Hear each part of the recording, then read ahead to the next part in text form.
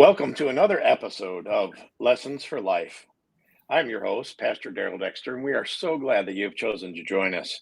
And I got to tell you, we have a great Lessons for Life today. In Lessons for Life, we talk about real people with real problems. And before we jump in, I want to give a shout out to Pastor Dave, who is not able to be here with some health concerns. So, Pastor Dave, we love you and we are praying for you and Dottie. All right, today's theme is Even in the Valley, God is good. I'd like to introduce to you Josh and Amber Teasley. Hey. Good to have you. We typically start with asking people what their favorite verse is. And if you'd like to share yours now, that'd be great. Josh, what is your favorite verse of the Bible? So my favorite verse of the Bible is Psalms 34:18. The Lord is near the brokenhearted, and He saves those who are crushed in the spirit. All right. I have a feeling we're going to hear more about that later. Yes. Amber, what is yours? Mine is Jeremiah 29:11. For I know the plans I have for you, declares the Lord, plans to prosper you and not to harm you, plans to give you a hope and a future. Ooh, that's a powerful one. That is a great one. A great source of comfort as well. Well, we're talking about some tough topics that God does have a plan for our future and not to harm us. And so both of your verses tie in perfectly into our subject content today. We're going to talk about some tough topics, going through the valley and going through difficult times, but coming through on the other side with Jesus and actually better and closer to Him on the other side when we get through the valley. Josh, this is your second marriage, and tell us a little bit about your first marriage with Ashley. So I met Ashley at church in Covington, Louisiana, at New Zion Baptist Church. My music director's wife came up to me one Sunday and said, "I've had a revelation," and she said, "You need to meet her."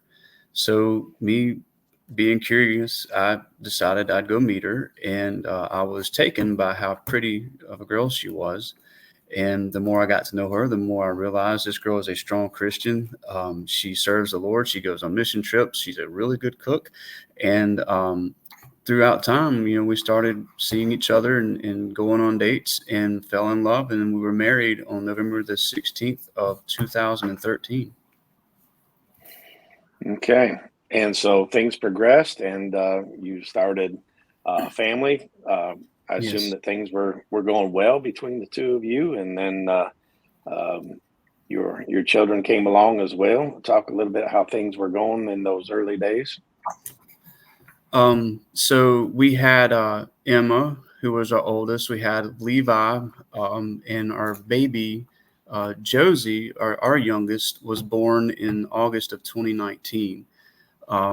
We had bought a house out in a little community called LaRondre, Louisiana, living life, enjoying each other, enjoying our kids, and everything's going along. And, everything was good. Okay. So everything was good until it wasn't. I understand there was a health issue. Can you talk about that and how Ashley passed?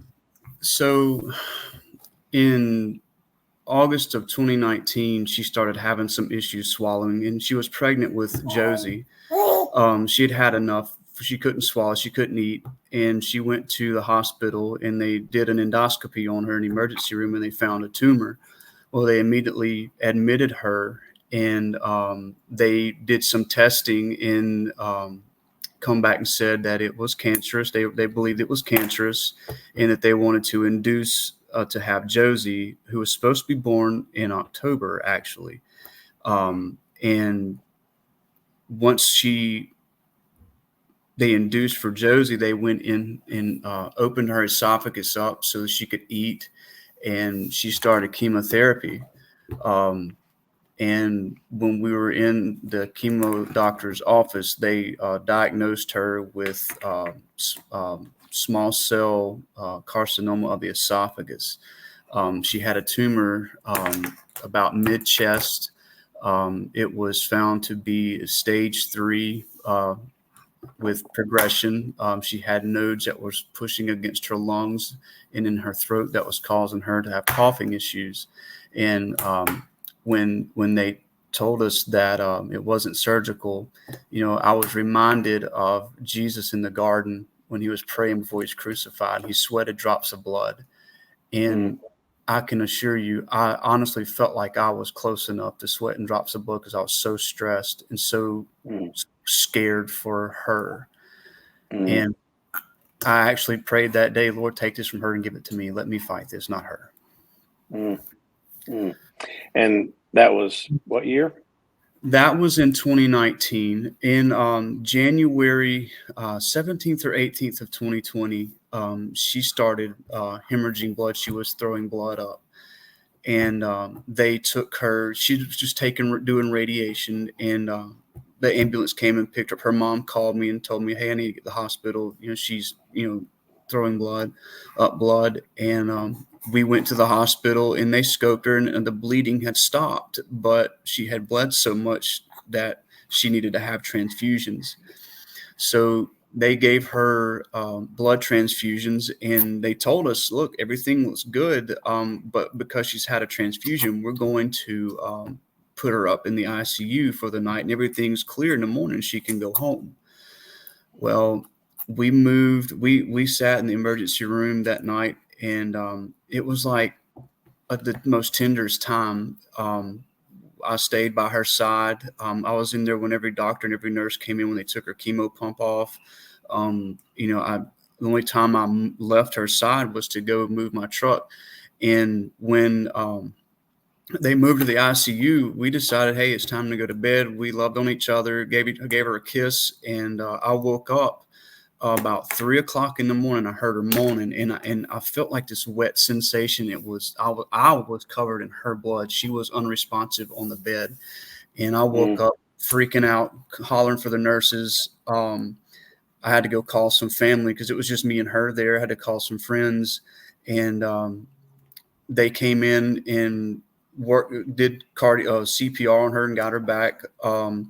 They were trying to scope her, and I went down to catch a breath of air, and I come back up and she had coded again, and they were working her when I came through the doors, and there was I call them my Louisiana parents, Mr. Charles and Melissa Patrick, were there helping me, holding on to me, and they were doing CPR on her, and I was like, you know what? As much as this girl has fought this, as much as she has gone through with this, let her go. And that was the hardest decision I'd ever made in my life, was to walk in there and literally put my hand over the doctor's hand doing CPR and tell him to stop. Yeah, but sure. When I did that, I smelled the sweetest smell of perfume come through that room. And I knew right then and there that the angels had come and got her and ushered her to the throne room of Jesus. So we're going to fast forward just a little bit. You're now, the reality is you're now a single father. Everything falls on you. How and when did Amber come into the picture? I know it was later, but yeah, go ahead. After we had the funeral, I went to my parents' house and discussion came up. I don't know what I'm going to do, and come home, and, I'm not wired to be a mom. So I was at the fire station, and I want to say Amber came by and she brought Eli some taco food. And she asked me if I needed help watching the kids. I say, yeah. So, she was going to help me on the weekends and when she could. And then COVID really kicked off, and the world shut down. I guess it was March. And she started coming every day to help me, when I was at work. And even when I was having to do farm work or yard work outside, I say, hey, look, I hate to bother you, but I need some help. I've got to get this done, or I got to do that. And she gracefully, and graciously came and helped me in my time of need. And that's how she came into my life, after Ashley passed away. God put her in my life to help me with the kids because I was alone. Yeah. So Amber, can you talk a little bit about the nudge that you got to offer to help Josh in that situation? I really love kind of the backstory of that and how that came about. Yes, Eli was 19 at the time, and Allie was 12. But I was a single parent, and I knew whenever I had asked him, it was just a single parent helping a single parent. I mean, I had my parents throughout, my life, and his parents were 2 hours away. So he needed somebody here, and I understood that how hard it is, trying to juggle work and kids. And I mean, his babies were 4, 2, and 5 months. Oof. At the time that I started watching, she was a little over 6 months. Yep. Then, but I mean, they were little, and they had emotions when they were coming back to the house. And while he was working his 24-hour or 36-hour shifts, they had stability here, and I was able to bring them, and he didn't get to miss out on seeing them.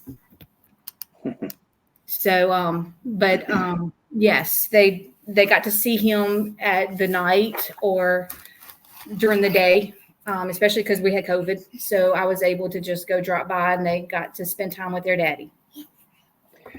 It's just amazing to me how God can use the difficulties that we've gone through to prick our hearts to care for others, and so that's just a beautiful story of empathy. Sympathy is you see somebody who goes through something, but really empathy is when hey, I've been there too. I know what that feels like. I know what those struggles are. Yes, I mean, it was different circumstances, of me being a single parent, and then him, Right. just losing Ashley, and I mean, totally different, but in the same Right. sense, it was still a single parent. She sees Right, herself.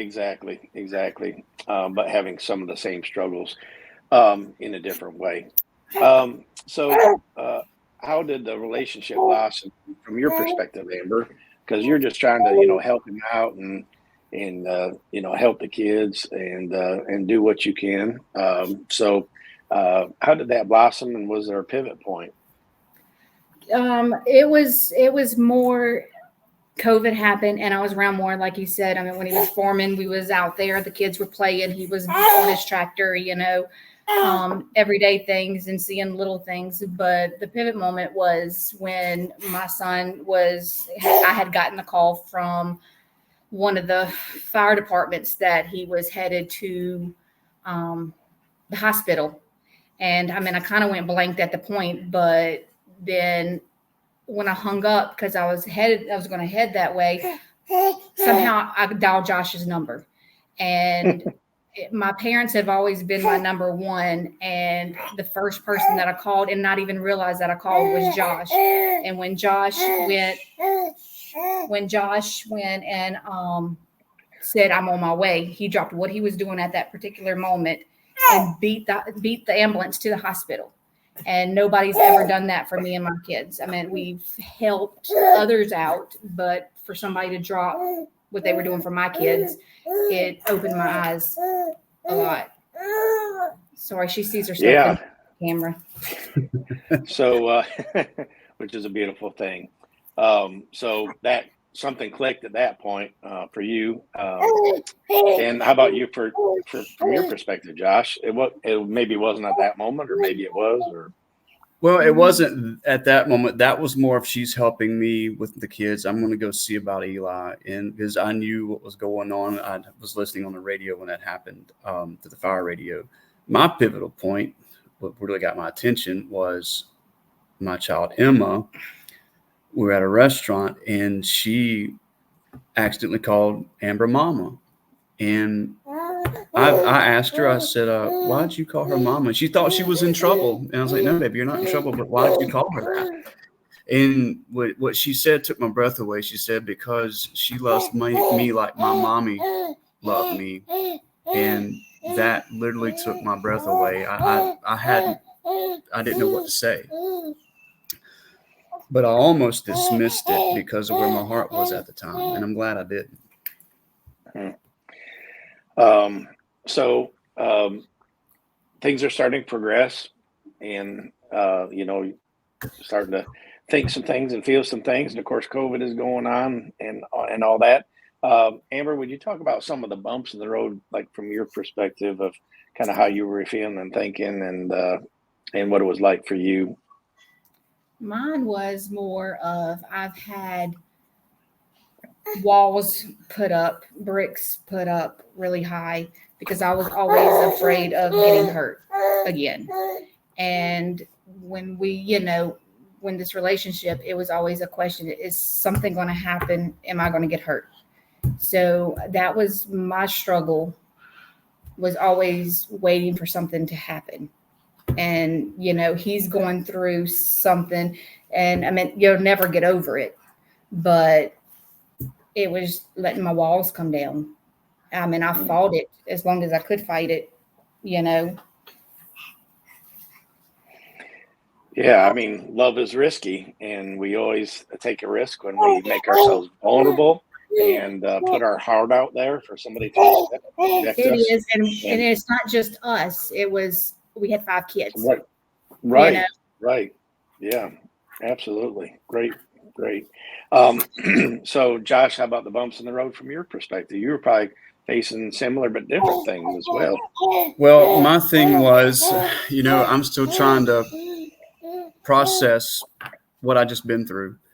My heart was broken, my faith was shattered, and the last thing I had cared for was any type of new relationship. But once I realized, what she was here for, Satan kept throwing his little darts and distractions and trying to get my attention over here with this and attention over there with that. And, that caused some bumps in the road. And I'm thankful that God ultimately protected me from those. And, we wouldn't be where we are today with each other had I not asked God to protect me and listen to his voice and his guidance, because we have a beautiful thing and I wouldn't trade it for the world. And so, as a single parent, like that had to have been a struggle, kind of overwhelming. I can only imagine it because I haven't walked in your shoes, but can you talk about some of the things that you were feeling and struggle with at that point? The biggest thing I struggled with especially right after Ashley died, was feeling alone, broken, and empty. And then anger set in toward God.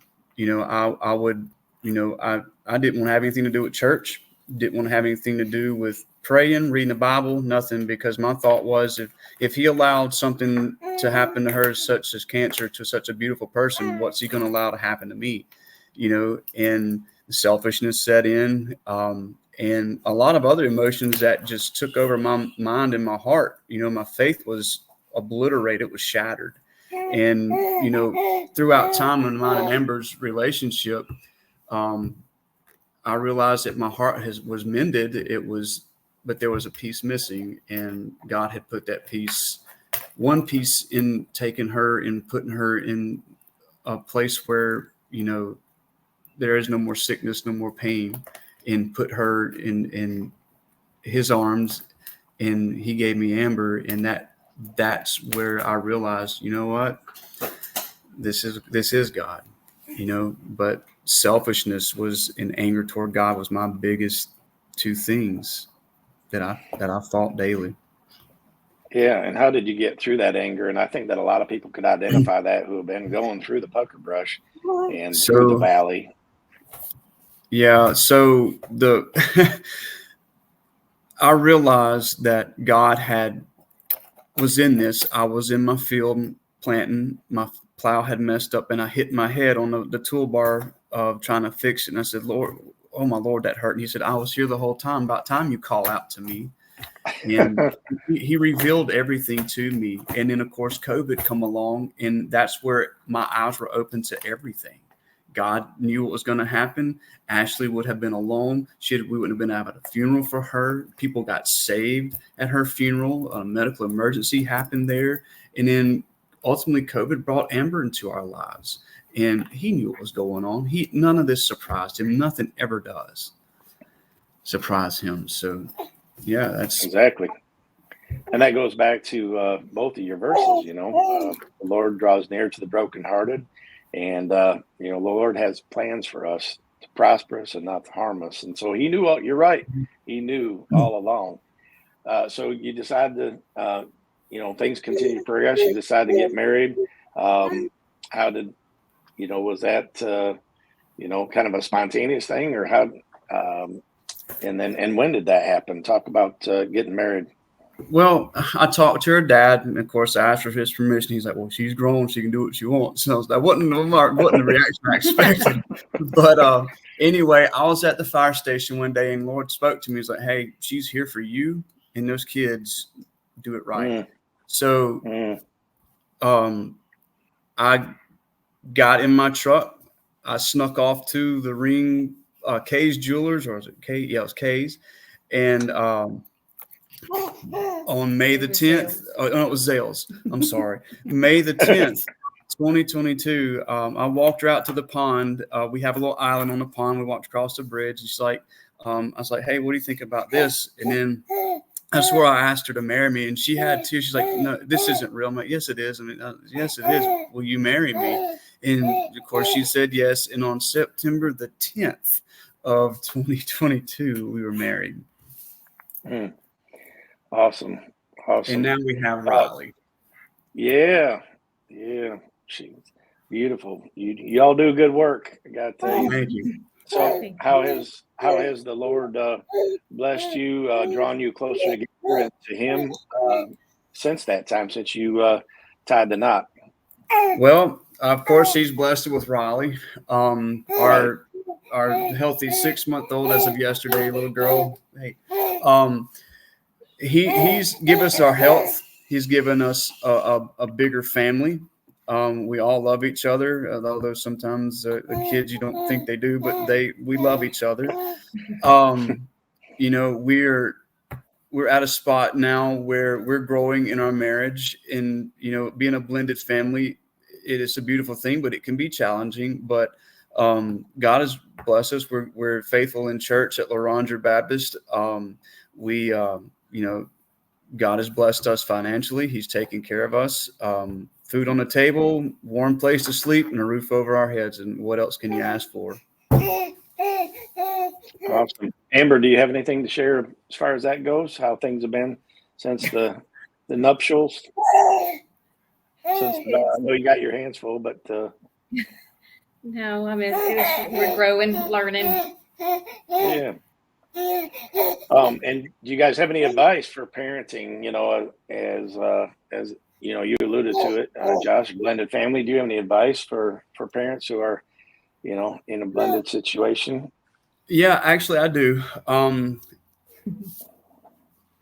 Patience. Pray for it. I know it's one thing that people, I don't want to pray for that. You have to have patience and understanding in a blended family, because you're coming into somebody else's lives that you have to get to know. You have to get to know everything about them, from their temperament to just the things that they like to do. And you have to be patient and understanding, because that's one of the two biggest things that it takes for a blended family to work, not only with a relationship with the Lord, but patience and understanding. You have to have those two things, or you're doomed. You're going to have issues. Yes. Yeah, I think that's fantastic advice. I think, patience is something we can pray for. I think as, people say, don't pray for patience because then God's going to test you. Well, we can pray, we can ask our Heavenly Father for anything, and He will provide it. And your story is pretty amazing, and how God clearly brought you together, and how you love one another, and how you love Jesus more because each other is in your life. So that's a beautiful thing.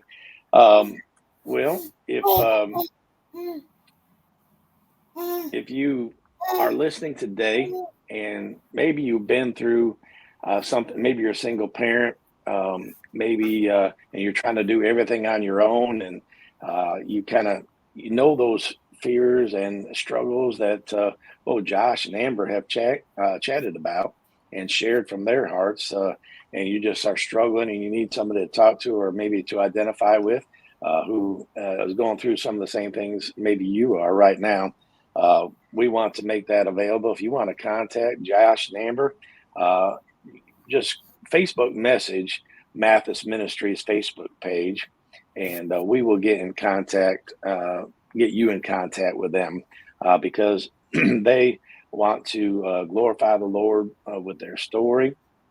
And, if they can help anybody else, they certainly are willing and wanting to. But we are all blessed because we've heard their story of just trusting in you and letting you, Lord, guide their steps. The Bible says that the steps of a righteous person are ordered by the Lord. And so he's taken care of them in every way possible and has blessed them with a home that's filled with love and joy and peace, as you can tell. Well, we always want to conclude every episode with an opportunity for anybody to accept the Lord. That's why we do what we do. We want lessons for life, but one of the biggest lessons for life is really the most important lesson, and that is accepting Jesus Christ as your Lord and Savior.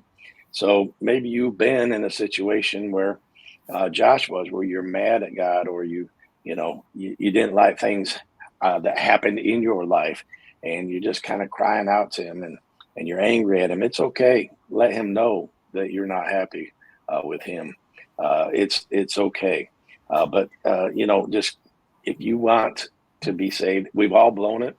We've all sinned. We've all fallen short of God's mark.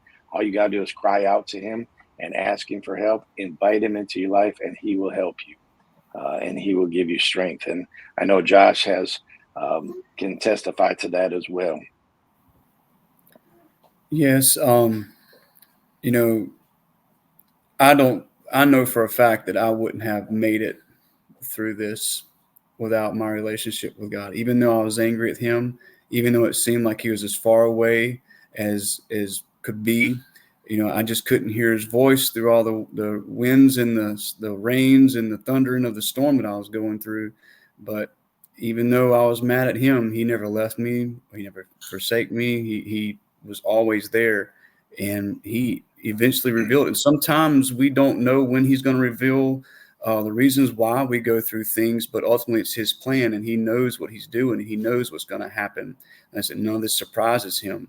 But in order for you to be able to make it through these things, you got to have a relationship with the Lord. If not, all of it's vain. It's all for nothing. We have nothing to show for it at the end whenever we take our last breath. If you don't know the Lord, then today's your day to accept him, because without him, we're nothing.